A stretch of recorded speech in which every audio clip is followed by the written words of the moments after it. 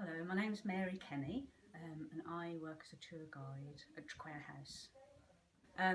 The history of Traquair House goes back a long way with the Stewart monarchy. Originally, the first laird of Traquair acquired the property through the Earl of Buchan, who was the uncle of James III, James Stewart.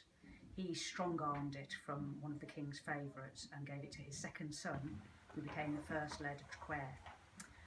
Under the next Stewart, who was James V, James IV, he was he became one of the flowers of the forest and was killed at Flodden, along with the king.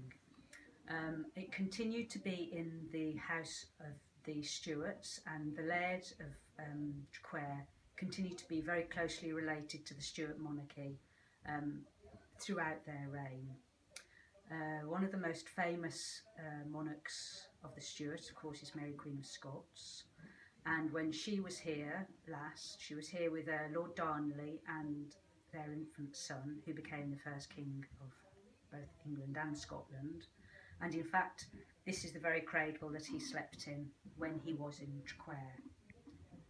This is a particularly beautiful cradle. We know from the carving that it was made in Aberdeenshire, and there was plenty of room for the infant king to grow because his feet could stick out to the bottom.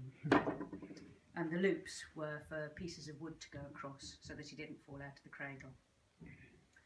And this bed, this beautiful yellow bed, is actually the last bed that Mary Queen of Scots slept in Scotland. Although, to be fair, it wasn't in Traquair House at that point, it was actually in Dumfries and Galloway in the house of the Maxwell family, who later married into this family. And then this came with them when they inherited this house. And the family is now called Maxwell Stewart. Later on, when King Charles I was on the throne, Charles Stewart, he granted the first earldom to the current laird of Traquair, who was John Stewart. And that first earl was responsible for extending the house both upwards and outwards. He was responsible also for moving the River Tweed a little away from the building in case it got too close to the foundations. And he also rose to become Lord High Treasurer of Scotland, and there's a great portrait of him downstairs with his rod of office in his hand on the Privy Purse.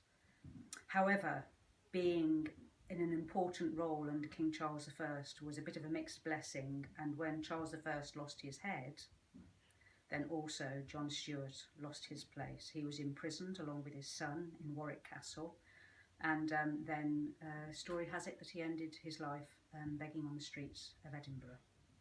So from the height to the very bottom. But it was his son who then brought Catholicism firmly into the family, and it's stayed in the family ever since.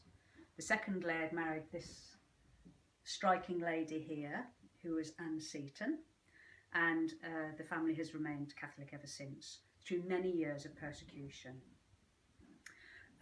During the Civil War, of course, the persecutions were particularly strong, and all Catholics were prevented from having any office, any political office, or from even educating their children at university, or of course disallowed from practicing their religion on pain of death. So there continued to be some extremely hard times for the Traquairs. But they continued to be both loyal to their faith and to the Stewart monarchy. And later on, during the 1715 rebellion of the Jacobites, or the uprising of the Jacobites, again this family was involved in that, and again imprisoned for a short time.